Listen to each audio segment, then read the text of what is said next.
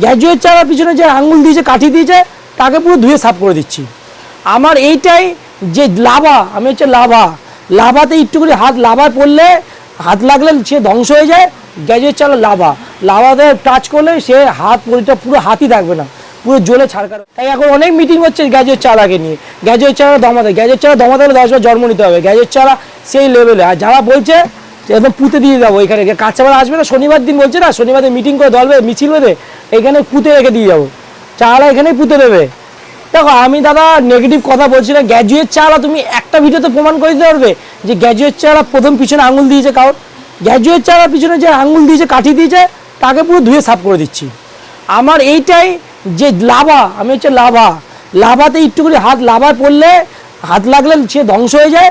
Graduate চালা লাভাতে touch করলে সে পরিটা পুরো হাতই থাকবে না, পুরো জ্বলে ছাড়কার হয়ে যাবে। লাভাতে ওরা হাত দিয়েছে